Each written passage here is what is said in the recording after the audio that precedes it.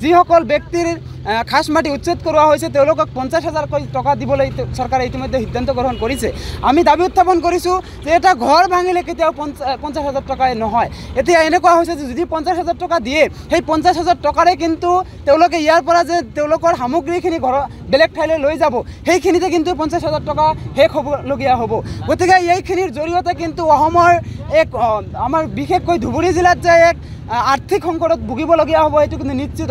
গতিকে আৰ্থিক সংকটত যাতে ভুগিবলগীয়া নহয় এইখিনি মানুহক আৰু 1 লাখকৈ টকা যাতে এককালীন সাহায্য প্ৰদান কৰে তাৰ কাৰণে আমি নামনি অসম সংখ্যালঘু সংগ্ৰাম পৰিষদে দাবী উত্থাপন কৰিছোঁ। আৰু বিশেষকৈ আৰু এটা দাবী উত্থাপন কৰিছোঁ যে যিসকল ব্যক্তিৰ মাটি মানে তেওঁলোকৰ পাট্টাদাৰ মাটি সেইসকলক যাতে উপযুক্ত ক্ষতিপূৰণ দিয়া হয়, তেওঁলোকক যাতে ভাল এটা মাটিৰ যাতে দাম দি তেওঁলোকক যাতে এই মাটিৰ পৰা উচ্ছেদ কৰোৱা হয়। আৰু বিশেষ ধৰণে আমি দাবী উত্থাপন কৰিছোঁ যে যিসকলৰ খাস মাটি সেইসকলক যাতে বেলেগ ঠাইত মাটি কিনিব পৰা এটা ব্যৱস্থা কৰি চৰকাৰে যাতে পুনৰ্সংস্থাপনৰ ব্যৱস্থা গ্ৰহণ কৰে তাৰ কাৰণে আমি নামনি অসম সংখ্যালঘু সংগ্ৰাম পৰিষদে দাবী উত্থাপন কৰিছোঁ। এইখিনি সময়ত আমি ৰাইজক এটাই আহ্বান জনাম যে ৰাইজে ঐক্যবদ্ধভাৱে তেওঁলোকে চৰকাৰৰ লগত সহযোগ কৰিব লাগিব, কিন্তু তেওঁলোকে যাতে অপ্ৰীতিকৰ কোনো ধৰণৰ সৃষ্টি নকৰে। আৰু আৰক্ষী প্ৰশাসনক আমি আহ্বান জনাম আপোনালোকৰ জৰিয়তে যাতে আমাৰ মানুহখিনিক যাতে অত্যাচাৰ কৰা নহয়। তেওঁলোকে এনেই উচ্ছেদিত ৰাইজ তেওঁলোকে যাতে যেনেকৈ সময় সাপেক্ষে যেনেকৈ তেওঁলোকে লৈ যাব পাৰে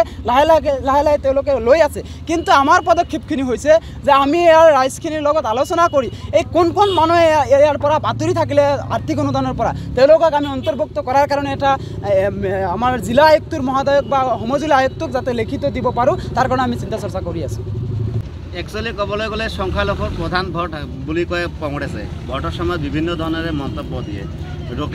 আমাৰ ধুবুৰীৰ সাংসদ ৰকিবুল হুছেইনে কৈছিলে নিৰ্বাচনী প্ৰচাৰত যে যদি মোক ভোট দিয়ে মই যদি ক্ষেত্ৰত আমি এটা কথাই ক'ম যে আমাৰ এটা ৰাজনৈতিক যেহেতু আমাৰ কোনো ধৰণৰ চিন্তাধাৰা নাই, আমি এটা অৰাজনৈতিক সংগঠন, কিন্তু আমাৰ কথাটো স্পষ্ট যে আমি কাৰো আপন নহয়, আমি কাৰ পৰ নহয়। কিন্তু এটা কথা জল পট হৈ ওলাই আহিছে যি সময়ত এই ধুবুৰীৰ ৰাইজে 10 লাখ ভোটত যেতিয়া ৰকিবুল হুছেইন ডাঙৰীয়াক যেতিয়া জয়যুক্ত কৰোৱালে তাৰ পিছৰে পৰা আমি দেখিবলৈ পাইছোঁ সাংসদজনে আমাৰ লগত গাফিলতি কৰি আছে আৰু গাফিলতিৰ চৰম সীমা অতিক্ৰম কৰিছে। কালিৰ যি ঘটনা আমি ইতিমধ্যে জানিবলৈ পাইছোঁ তেখেতে আমাৰ মেইন ৰোডলৈকে আহিছিলে, তাৰ পৰা 5 কিলোমিটাৰো নহ'ব চাগে, কিন্তু সেই সাংসদগৰাকী ইয়ালৈ আহিব নোৱাৰিলে। যাৰ কাৰণে আমি আজি নামনি অসম সংখ্যালঘু সংগ্ৰাম পৰিষদে ইয়ালৈ আহিছোঁ। সাংসদগৰাকীৰ যি ভূমিকা এই ভূমিকাকো লৈ আমি অসন্তুষ্টি লাভ কৰিছোঁ, কাৰণ এইগৰাকী সাংসদে কিন্তু এতিয়ালৈকে সক্ৰিয়ভাৱে এতিয়ালৈকে অহা নাই।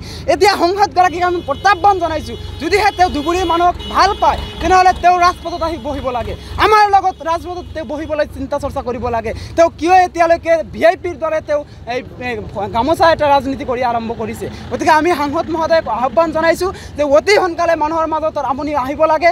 অন্থাই কিন্তু আপোনাৰ ধুবুৰীত সোমাবলৈ আমি নিষেধ কৰিবলৈ কোনো কণ্ঠাবোধ নকৰোঁ। আমি সকলো ৰাইজক একত্ৰিত কৰি আমি নামনি অসম সংখ্যালঘু সংগ্ৰাম পৰিষদে কিন্তু তেখেতক ধুবুৰীলৈ যাতে তেখেতে সোমাব নোৱাৰে তাৰ কাৰণে আমি ব্যৱস্থা গ্ৰহণ কৰিবলৈ আমি বাধ্য থাকিম। ৰাইজৰ মাজত উত্থাপন হৈছে স্থানীয় বিধায়ক উপস্থিত হোৱা নাই, এই সংক্ৰান্তত কি ক'ব?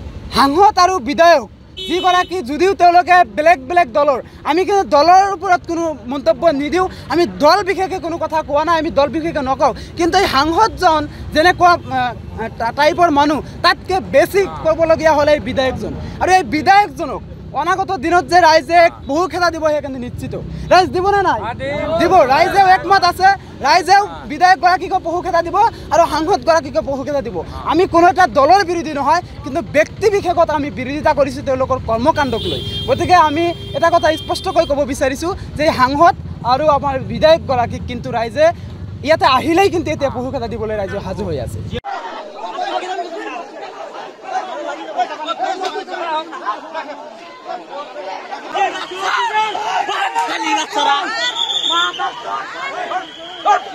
Vamos,